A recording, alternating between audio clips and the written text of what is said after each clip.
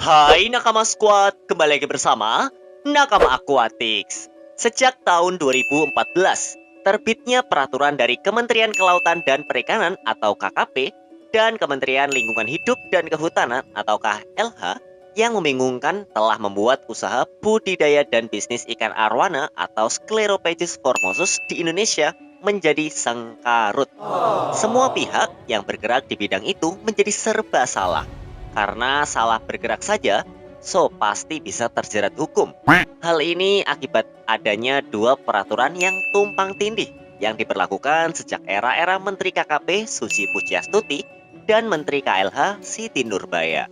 Maklum, berbisnis arwana yang di dunia dijuluki Raja Ikan ini terutama jenis super red sebagai arwana endemik Provinsi Kalimantan Barat sangatlah menggiurkan sehingga membuat pengusahanya mendadak tajir melintir. Arwana adalah spesies paling mahal di antara semua ikan hias di jagat ini.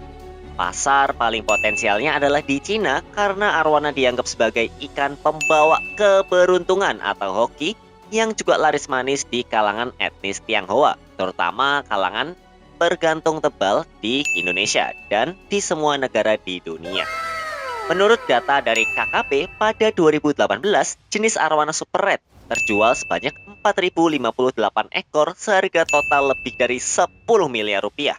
Sedangkan pada tahun 2019 terjual 2.360 ekor seharga total 2,5 miliar. Peraturan tumpang tindih. Kemunculan dua peraturan kementerian tersebut pada 2014 yang tujuannya tak lain karena keberadaan arwana terancam akibat maraknya penangkapan, perubahan lahan, dan penurunan kualitas lingkungan. Pada 11 November 2014 misalnya, Menteri KKP Susi Pujiastuti yang kini pensiun mengirim surat pada Menteri KLH Siti Nurbaya guna menyelesaikan masalah tumpang tindih aturan kelautan di Indonesia. Menurut Susi, kala itu masih banyak aturan di sektor kelautan yang berada di bawah kewenangan KLH, seperti aturan tentang penyu, terumbu karang, bakau, dan juga ikan arwana, sehingga diminta supaya semua itu kembali di bawah koordinasi KKP. Susi menginginkan semua aturan tentang laut dan perikanan berada di bawah kementeriannya agar mudah dikoordinasikan. Sebagaimana dilansir dari Berita 1, Susi tidak ingin ada aturan yang kontradiktif yang mendukung semua kebijakannya dan juga menginginkan agar kebijakan pemerintah atau daerah Pemda selaras dengan pihaknya. KKP dorong ekspor arwana.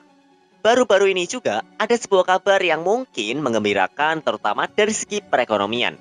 Pihak KKP mengungkapkan bahwa selama tahun 2020 nilai ekspor arwana super red masih lebih tinggi daripada arwana jardini, di mana nilai ekspor ikan hias jenis arwana super red ke Tiongkok mencapai 3,09 juta US dollar, diikuti oleh Taiwan sebanyak 205.000 US dollar dan Singapura 25.800 US dollar.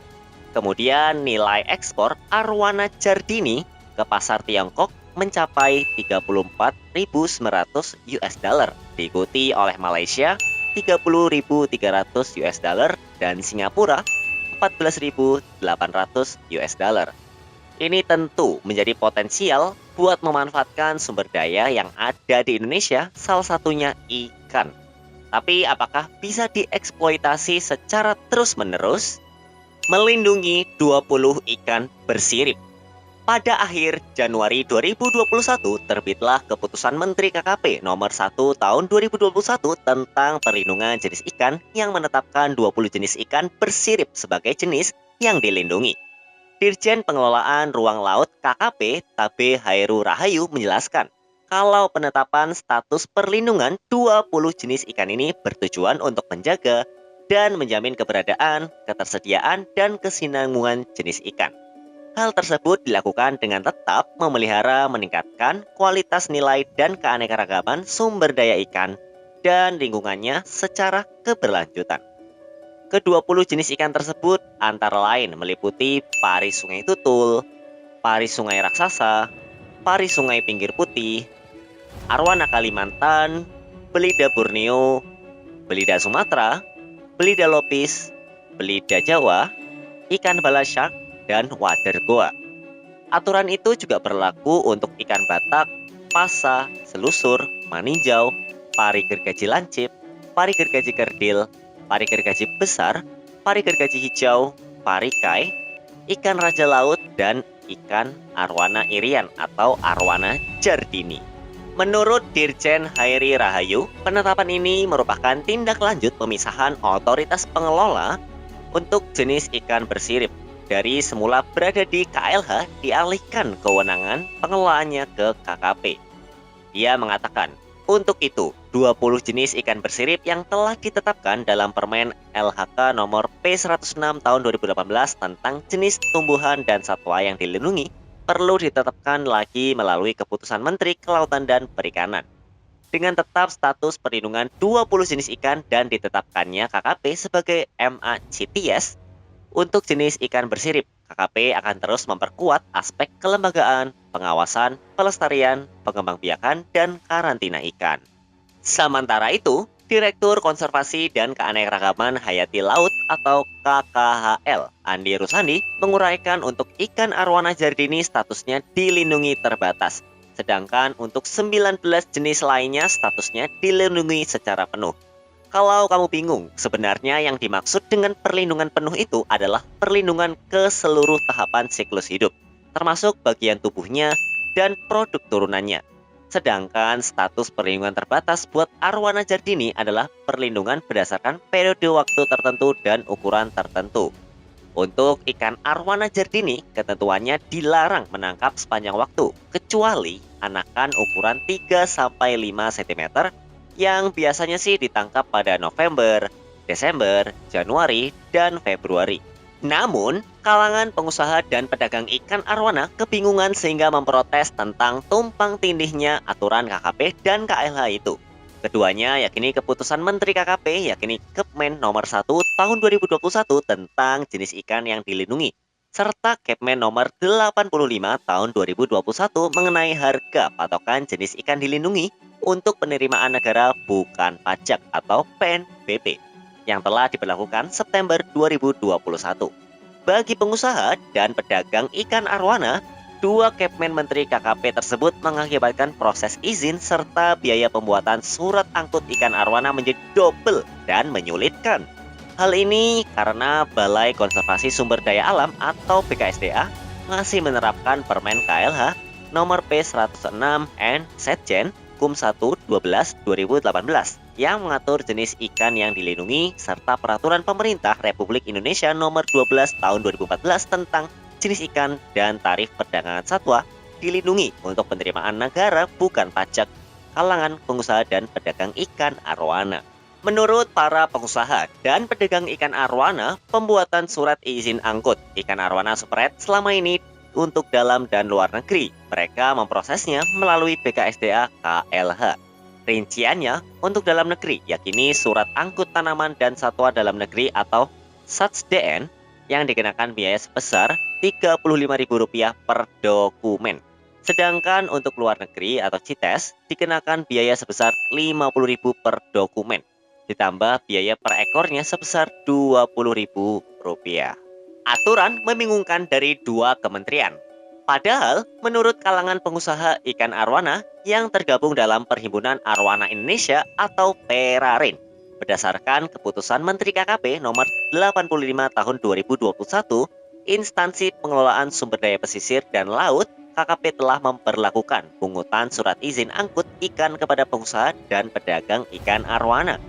Rinciannya untuk belangko atau surat angkut jenis ikan dalam negeri atau SAJIDN dikenakan biaya sebesar Rp540.000 per dokumen, ditambah biaya per ekor Rp20.000 per dokumen. Sedangkan untuk surat angkut jenis ikan luar negeri atau SAJILN per dokumen dikenakan biaya pungutan Rp840.000, ditambah biaya per ekor Rp20.000. Menurut Perarin, proses izin surat angkut ikan dan tarifnya yang diberlakukan oleh PSPL KKP hampir sama dengan proses izin surat angkut ikan yang tarifnya lebih dulu diberlakukan dan masih diterapkan BKSDA KLH. Akibatnya, kalangan pengusaha dan pedagang ikan arwana harus mengikuti aturan yang hampir sama dan instansi kementerian yang berbeda. Akibatnya biaya pengeluaran menjadi berlipat kali. Kemudian peraturan yang baru yang diterapkan PSPL KLH menjadi proses pembuatan dokumen izin angkut penjualan arwana memakan waktu lebih lama. Dari yang biasanya 2 atau 3 hari menjadi 4 hari bahkan lebih. Padahal pengurusan dokumen yang sebelumnya hanya lewat BKSDA KLH, kini pengurusannya bertambah ke PSPL KKP. Jika tak mau membayar, maka pengusaha serta pedagang ikan arwana bakal tidak bisa mendapatkan dokumen karantina, meskipun telah memiliki dokumen CITES dari BKSDA. Karena itu dinilai sangat merugikan mereka, yaitu pengusaha maupun pedagang ikan arwana. Karena itu, keberadaan peraturan penetapan biaya PNBP surat angkut jenis ikan atau saji dalam negeri dan luar negeri yang dikeluarkan oleh PSP KKP dianggap terlalu prematur karena diterapkan tanpa sosialisasi atau didiskusikan lebih dulu dengan mereka. Itu sebabnya Perarin menuntut agar pengurusan surat izin angkut ikan arwana super red tidak dipersulit dan hanya lewat satu pintu, BKSDA KLH selaku penerbit SAJDN dan CITES. Sebab PSPL KKP dianggap belum siap menangani proses surat izin angkut ikan arwana, baik dari segi administrasi, sistem, maupun sumber daya manusianya. Dari KLH pindah ke KKP. Sementara itu dilansir dari KKP News 1 Mei 2020, rapat koordinasi tentang pembahasan otoritas pengelola CITES untuk jenis ikan yang dipimpin oleh Menko Bidang Kemaritiman dan Investasi, Luhut Binsar Panjaitan, memutuskan bahwa otoritas pengelola CITES atau Convention on International Trade in Endangered Species of Wild Fauna and Flora untuk jenis ikan secara resmi dialihkan dari KLH ke KKP. Kedepan Indonesia akan memiliki 2 otoritas pengelola CITES yang sesuai dengan PP nomor 8 tahun 1999 tentang pemanfaatan tumbuhan dan satwa liar oleh KLHK sebagai MA CITES untuk jenis tumbuhan dan satwa liar. Menteri KKP ketika itu, Edi Prabowo, menegaskan bahwa salah satu pemisahan MA jenis ikan dilakukan untuk tujuan perizinan pemanfaatan jenis ikan yang masuk di dalam daftar appendix CITES. Untuk mengekspor jenis-jenis yang masuk ke dalam daftar appendix CITES seperti kuda laut dan ikan arwana, pelaku usaha perikanan membutuhkan perizinan yang diterbitkan oleh KLH dan KKP, sehingga proses perizinan menjadi lebih panjang dan menghambat ekspor perikanan. Proses pengelolaan sumber daya ikan mencakup mata rantai, proses dari hulu sampai ke hilir, dimulai dari pengaturan kapal dan alat tangkap, pengaturan daerah penangkapan, penerapan standar budidaya perikanan, penerapan dan pencatatan hasil perikanan di pelabuhan, penerapan standar mutu pengelolaan hasil ikan, pemberdayaan atau pembinaan dan pengawasan kegiatan perikanan, serta pembudidayaan ikan dan yang dilakukan oleh KKP. Menurut Edi, proses pemisahan MA CITES pada dasarnya merupakan hal yang biasa. Sebagai implikasi terbentuknya KKP, salah satu fungsi utamanya mengelola sumber daya ikan, termasuk ke dalam konteks pelaksanaan CITES, sehingga sejumlah urusan yang sebelumnya adanya di KKP dilakukan oleh KLHK. Saat ini menjadi tanggung jawab dan kewenangan KKP. Ketentuan konvensi CITES membolehkan setiap negara untuk menetapkan 1 atau lebih MA dan 1 atau lebih Scientific Authority atau SA. Sehingga pemisahan MA adalah sejalan dengan ketentuan konvensi CITES. Adapun terkait pelaksanaan mandat sebagai MA CITES jenis ikan, KKP telah menerbitkan aturan pelaksanaan melalui Permen KKP nomor 61 tahun 2018 tentang pemanfaatan jenis ikan yang dilindungi dan atau yang tercantum dalam appendix CITES. Dengan diputuskannya otoritas pengelolaan CITES untuk jenis ikan ke KKP, maka KKP terus memperkuat aspek kelembagaan, pengawasan, dan karantina termasuk penguatan aspek budidaya, khususnya untuk ikan arwana dan juga ikan Napoleon. Ditjen PRL dalam menjalankan mandat CITES telah berbagi tugas dan didukung oleh unit kerja tim lainnya, seperti aspek karantina, budidaya, pengawasan, tangkap akan menjadi dalam satu kesatuan dalam pelaksanaannya ke depan. Kesiapan KKP sebagai MA telah ditunjukkan melalui pelayanan perizinan yang dilakukan oleh unit pelaksana teknis atau UPT Dirjen PRL yang tersebar di seluruh wilayah Indonesia. untuk memastikan bahwa jenis-jenis ikan yang akan diperdagangkan atau diekspor sudah sesuai dengan ketentuan perundang-undangan di bidang konservasi jenis ikan. Menurut Ketua Perarin, Anto, dalam siaran persnya Jumat 1 Oktober 2021, sebelum adanya kebijakan baru, maka pengurusan surat izin angkut ikan arwana super red untuk pasar domestik maupun mancanegara masih dilakukan melalui BKSDA KLH. Anto mengatakan agar kepengurusan perizinan surat izin ikan arwana super red tetap berada di BKSDA. Jika pembuatan dokumen pengambilan diambil alih pengelolaan sumber daya pesisir dan laut atau PSPL, Kementerian Kelautan dan Perikanan, maka pengusaha dan pelaku minta kesiapan semua perangkat yang ada di instansi tersebut agar perizinan kian mudah. Kaitannya itu, Kementerian KKP menyatakan bahwa pihaknya berkomitmen mewujudkan pengelolaan perikanan di Indonesia demi tercapainya keseimbangan antara pertumbuhan ekonomi dan ekologi serta keberlanjutan sumber daya perikanan nasional.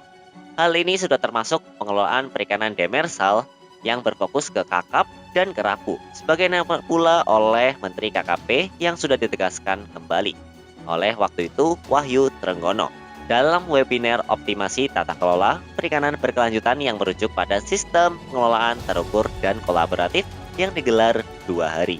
Arwana, magis, dan kekayaan. Memang daya tarik ikan arwana sangat kuat sehingga memberikan dampak positif bagi sekitarnya, baik itu perekonomian ataupun individual. Bagai anak yang punya banyak talenta, arwana ini cocok apabila bisa dimaksimalkan potensinya dengan baik. Bagaimana menurutmu? Apakah ikan arwana akan punah nantinya atau justru sebaliknya? Tulis di kolom komentar ya. Sampai jumpa di video-video nakama akuatik selanjutnya ya. Dah.